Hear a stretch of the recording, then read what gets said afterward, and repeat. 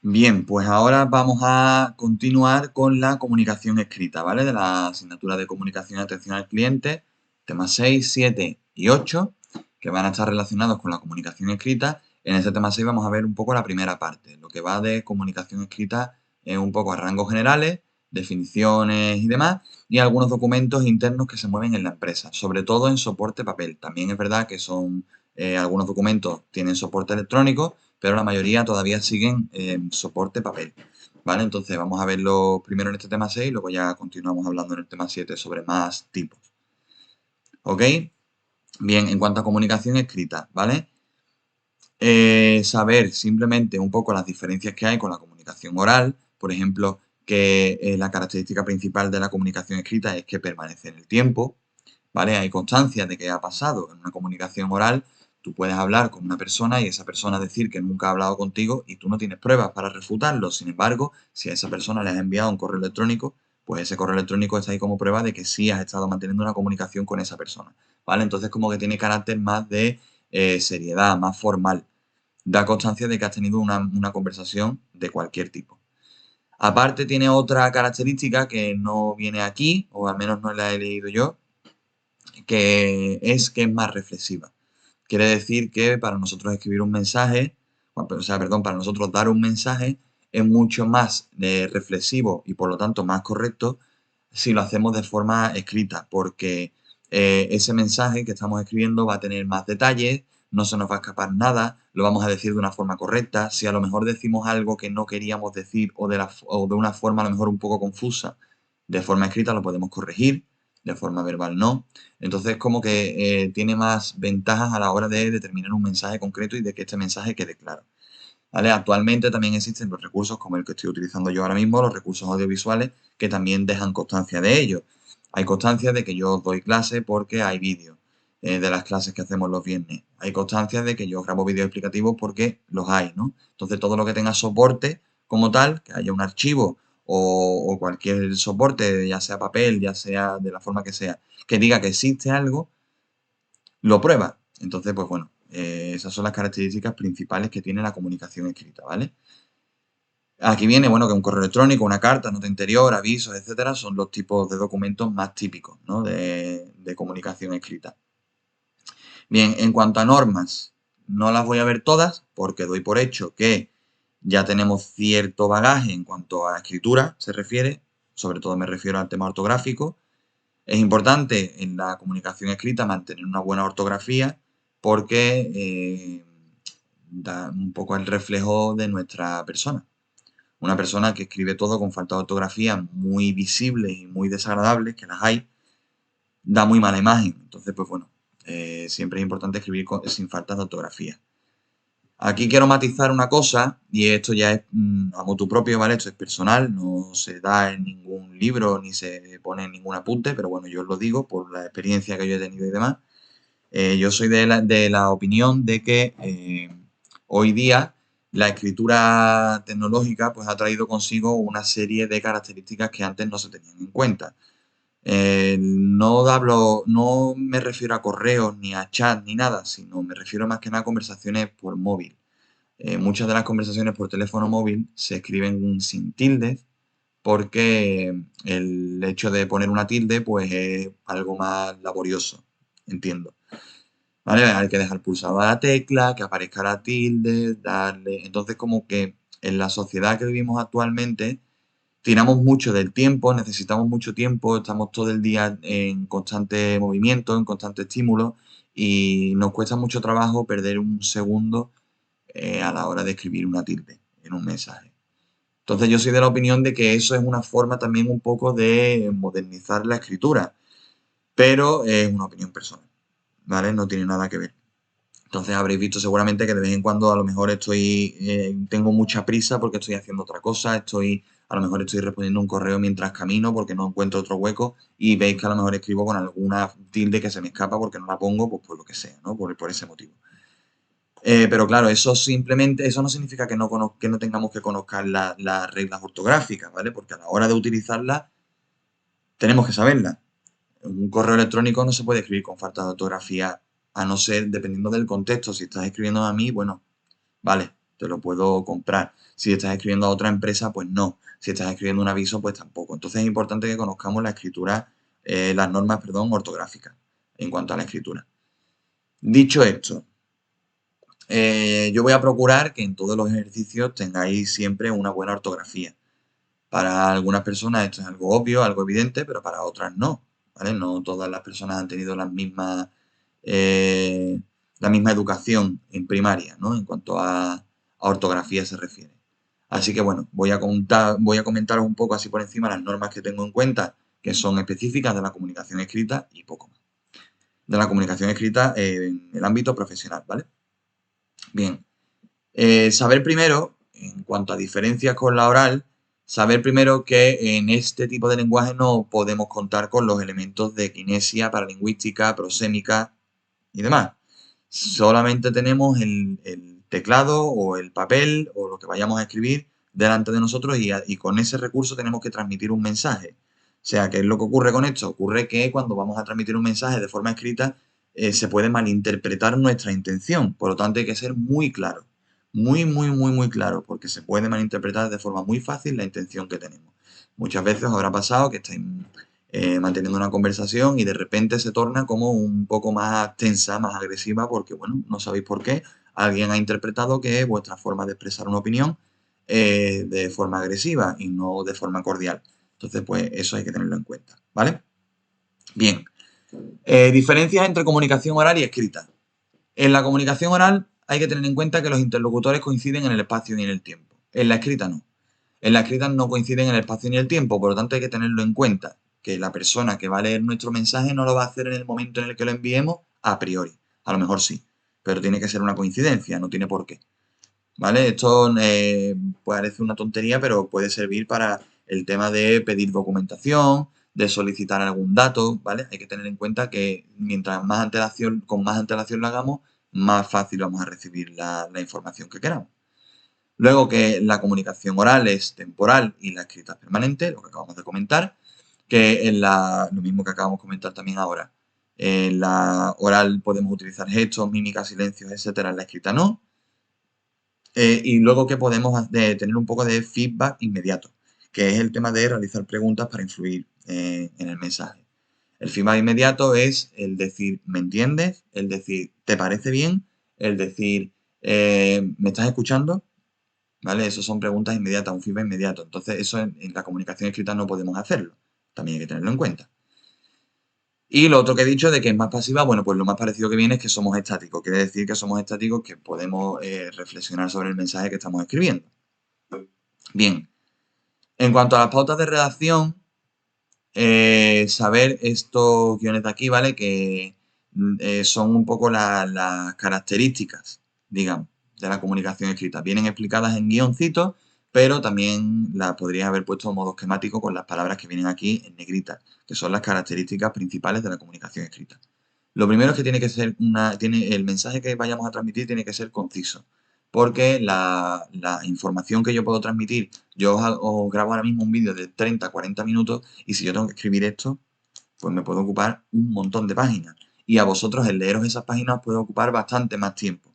Entonces hay que tener en cuenta esto, que la lectura siempre es más lenta que la escucha, igual que la escritura y que el habla, ¿no? El habla y la escucha siempre es mucho más rápido y se puede transmitir más información, más detalles cuando se está hablando.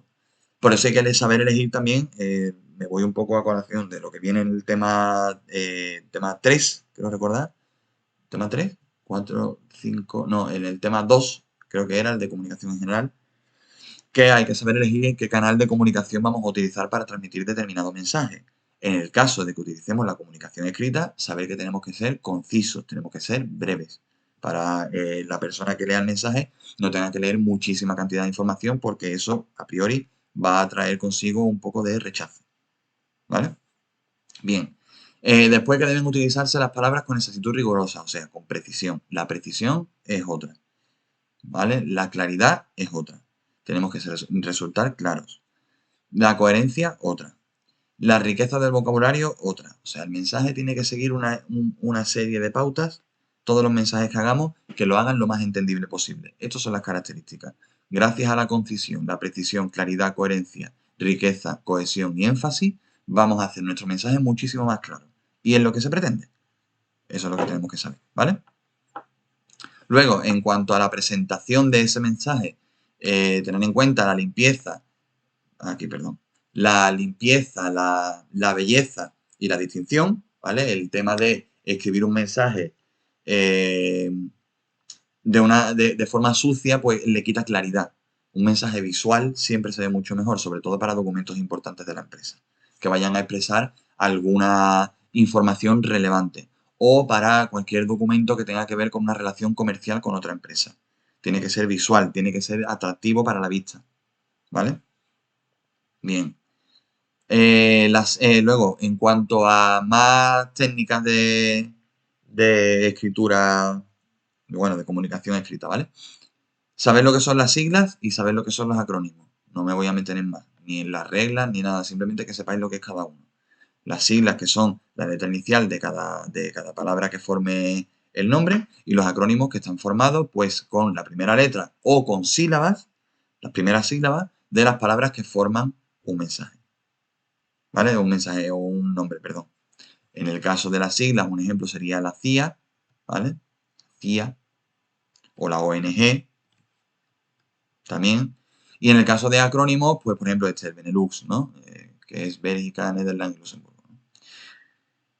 ¿Qué más? ¿Qué más? Ah, las abreviaturas. También saber lo que son las abreviaturas. Se utilizan sobre todo para el tema de cartas y correos electrónicos. Cuando nos vamos a referir a una persona, el tema de señor, don.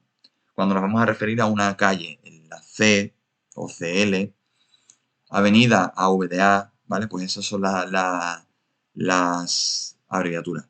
Las medidas, ¿no? Los de estos de medida, el kilogramo, el litro, el metro, el kilómetro.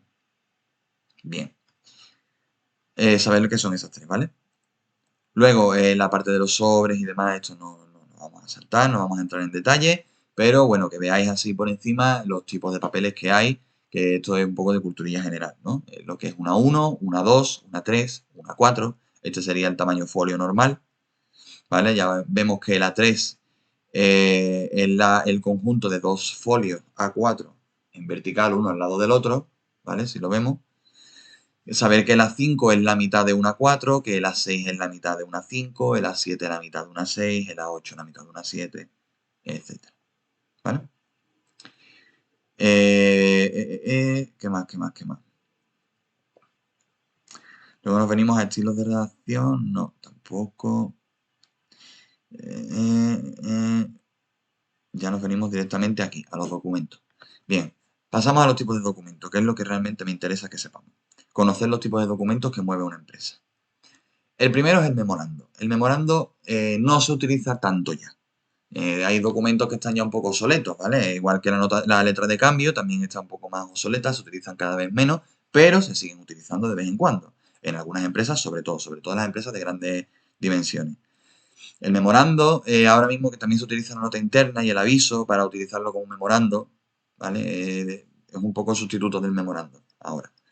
Pero el memorando se utilizaba más antes, pero se sigue utilizando para recordar algo a una persona, ¿no? A una persona de tu propia empresa. Es un documento interno, así que se refiere a la gente de tu propia empresa. Si yo quiero recordar a una planta que tenemos que hacer un informe de evaluación para tal día, pues les mando un memorando que simplemente tiene su estructura, yo la escribo y se lo envío a ellos, ¿vale? Para eso sirve un memorando, para recordar algo, una tarea que se tenga que hacer. Tendrá en su cabecera, aquí viene un ejemplo, ¿vale? Aquí lo vamos a ver un ejemplo, pero bueno, en su cabecera vienen los datos del remitente y los datos del destinatario, la fecha en la que se está redactando el memorando, para que se sepa, para que también sirve, porque muchas veces es como, te envía un memorando para recordártelo, sí, pero es que me llegó el día después. No, te lo envié con esta fecha, aquí lo pone, ¿vale? Siempre es importante recordar las cosas antes de que ocurran, por eso es lo de la fecha. El número del memorando también, el asunto del que trata y luego el mensaje, ¿vale? En el pie se encontrará la firma del remitente y si hay algún documento que se necesite, una invitación, lo que sea, una acreditación de algo, pues se adjunta también y ya está. Aquí tenemos el formato, ¿vale? Viene el nombre de la empresa, la dirección, el número de memorando, que es el remitente, ¿vale?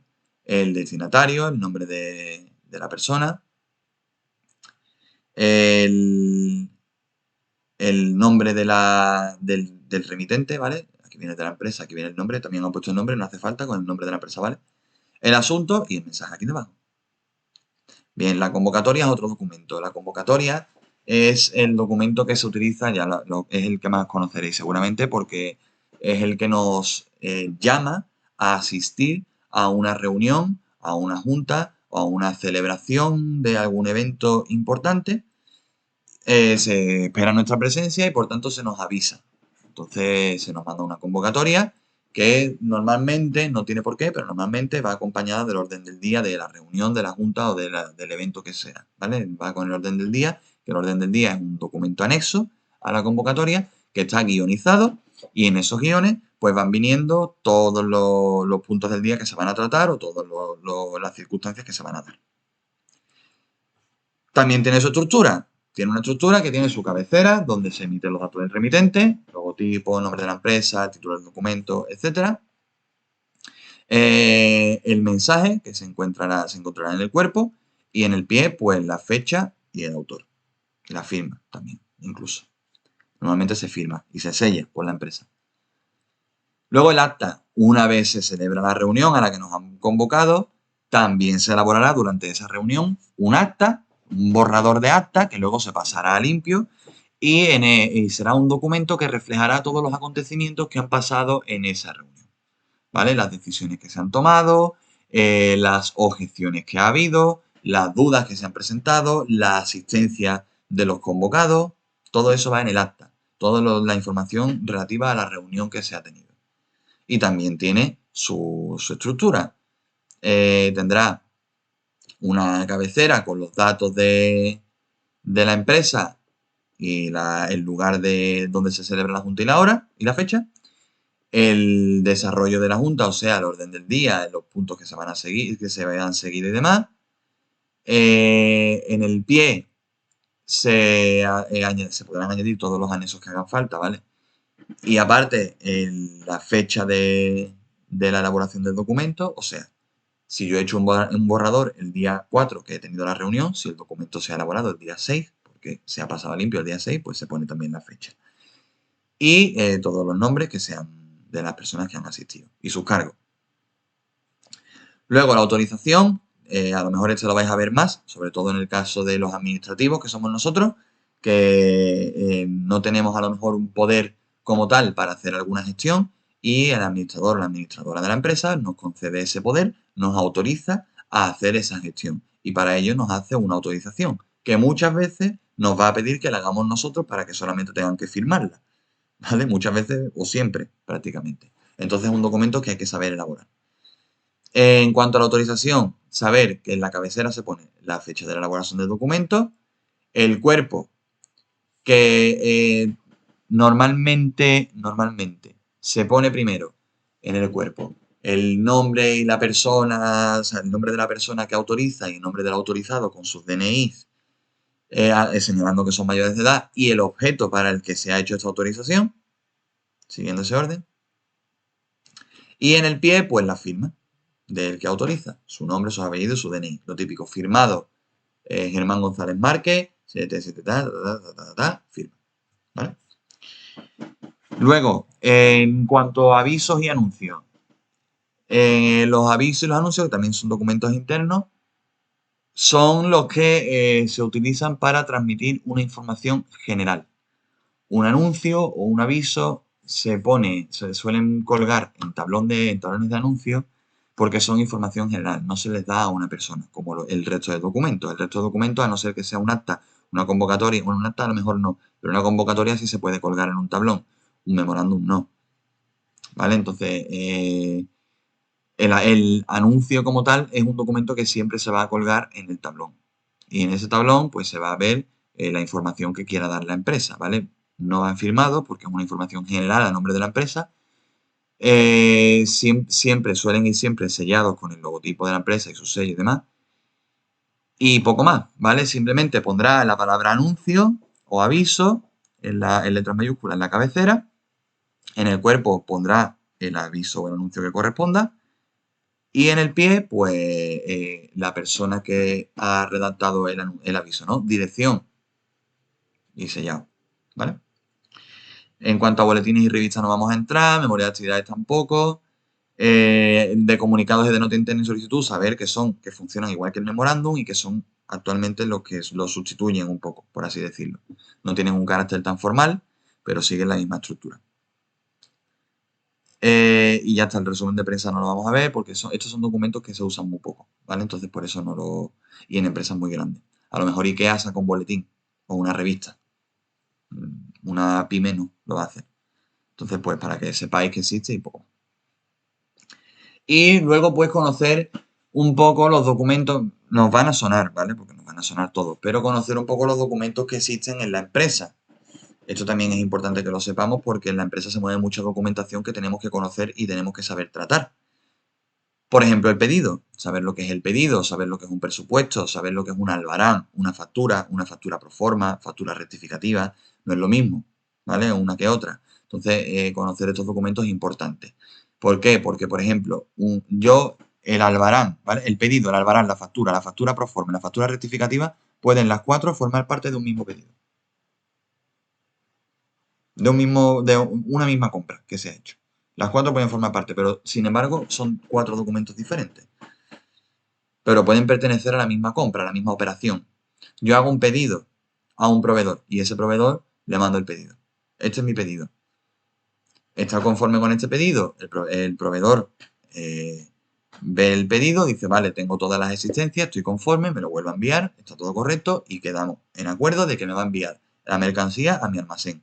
Una vez llega la mercancía al almacén, me dan un albarán. Y en el albarán viene reflejado toda la mercancía que me viene en el camión, que van a dejar en mi almacén. Yo tengo que comprobar el albarán para ver que toda la mercancía que ha llegado es la que pone aquí. Si falta algo, no lo firmo, porque falta algo. Si sobra algo, pues lo puedo añadir y se lo puedo devolver, ¿vale? Entonces, ya son dos documentos que no tienen nada que ver uno con el otro, pero que forman parte de la misma operación. Una vez ya he aprobado el albarán, porque todo está correcto, todo lo que viene del camión está aquí, lo firmo, estoy conforme, se lo doy a una copia a la empresa que me trae la mercancía, otra copia a la empresa que me vende la mercancía, que pueden ser dos diferentes, claro. El transportista y el vendedor pueden ser diferentes. Puede ser una subcontrata. Y la otra copia me la quedo yo. Y ahora yo con esa copia, pues tengo que corroborar que cuando me hagan la factura coincida con el albarán que me llegó. ¿Por qué tanta comprobación? Porque es que es muy fácil perder un ladrillo si soy una constructora. Y el ladrillo cuesta dinero, aunque cueste muy poco, pero cuesta dinero. Si no se pierde uno, si se pierde un palé de 100 ladrillos, ya hay dinero ahí por medio. Entonces yo tengo que tener en cuenta que todo lo que me ha llegado es lo que se refleja en la factura para que me cobren lo que me han traído. Ya estoy, otro documento diferente en la misma operación. Que hay un problema y no quiero, ha llegado un palé de ladrillo de los que yo he aprobado, ha llegado roto y se lo devuelvo. Pues se hace una factura rectificativa en el que me cobran un palé de menos porque venía roto. ¿Vale? Todos los documentos en la misma operación. Entonces, pues saber eso. En la factura pro forma, que la factura pro forma es cuando, por ejemplo, si yo he aprobado el pedido con el proveedor, que es que me la he saltado porque venía más abajo. He intentado seguir el mismo orden y me he saltado esta. Una vez yo hago el pedido y le digo que me parece bien los precios y demás, o sea, los precios, los productos y demás, el proveedor me manda a mí una factura pro forma con todos los precios, con lo que me va a costar, que va a ser una factura prácticamente idéntica, si yo la acepto, prácticamente idéntica a la factura original, pero es una factura pro forma, eso no tiene valor ninguno. Es un documento igual que una factura, sin ningún valor, donde me viene lo que me va a costar, lo que yo he pedido y si estoy conforme. ¿Que yo estoy conforme? Perfecto, de lujo. Tiramos para adelante y ya entonces me darían el albarán, ¿vale? Pues sabía que existen todos esos documentos. Que luego para el tema del pago pues existe el recibo, el cheque, el pagaré, la letra de cambio, que lo hemos visto en contabilidad, etcétera. ¿Vale? Luego, en cuanto a documentación externa, documentos externos, saber cuáles son los avisos o los anuncios, pero ya externos, ¿vale? Que ya tienen el fin de dar una información concreta, pero para otras empresas. Entonces tiene otro tipo de estructura. Ya no es tan informal, ya es un poco más formal, sirve para otras cosas, ¿vale? Tiene que tener un formato corporativo para que se reconozca que es nuestro, El resto es más o menos igual, pero bueno, hay que saberlo. ¿Vale? Luego la carta circular, que es nada para saber una información a un cliente concreto, ¿vale? O sí, a una empresa, o sea, así, por ejemplo, si yo he cambiado mi plantilla de trabajadores, ¿no? Pues, y mis trabajadores suelen trabajar con otra empresa, pues enviarle una carta circular para decirle que he cambiado toda mi plantilla, para que cuando vayan para allá no se encuentren con la sorpresa de que son gente nueva, esta gente quiénes son, espérate, ¿vale? Un poco para dar una información, también tiene una estructura determinada, en fin, todos los documentos tienen su propia estructura, ¿vale? Y luego la carta comercial, que la carta comercial sí me parece más interesante porque sí se usa más. La carta comercial tiene un fin muy concreto, que es vender. Cuando yo envío una carta comercial, lo que hago es enviar una oferta de algo, normalmente, porque quiero venderle mis productos a un proveedor concreto, a un cliente concreto. Entonces, ese cliente tiene que recibir una carta que sea muy visual, muy atractiva, muy corporativa, con las mejores ofertas que puedo ofrecerle, con los productos que yo vendo, etcétera. ¿Vale? Nada, también tiene su estructura, por supuesto. Y por último, el último documento que quiero que veamos de documentación empresarial es la tarjeta de visita. La tarjeta de visita o la tarjeta comercial, actualmente son prácticamente iguales. La tarjeta de visita, ¿vale? Es una tarjetita corporativa, que normalmente tiene eso, un logo de la empresa y el color corporativo de la empresa, y que tiene una serie de datos muy concretos. Los datos que necesita la persona que recibe la tarjeta para ponerse en contacto conmigo o con mi empresa. Fin. Nada más. En la tarjeta puede venir el logotipo de la empresa para saber qué empresa es, más el nombre, por supuesto. Tiene que venir el teléfono, correo electrónico, dirección web corporativa. Y si hubiera fax en su momento que tal, pues también. Y el nombre, los apellidos y el cargo del trabajador. Y si puedes también, la dirección, o sea, si tienes una tienda física, ¿no? Pues la dirección de la tienda física. ¿Vale? Es una tarjeta identificativa, perdón, una tarjeta de visita. Es un documento que se usa para que el cliente sepa dónde encontrarme. Simple y llanamente. Que tenga todas las facilidades del mundo gracias a esa tarjeta para encontrarme. Porque yo quiero que me encuentre. ¿Vale? Y nada más. De este tema, quiero recordar que se queda aquí. Eso es. ¿Vale? De este tema ya nos quedamos aquí. Ahora pasaremos al tema 7, que empieza un poco con el correo electrónico y demás. Ahora lo vamos.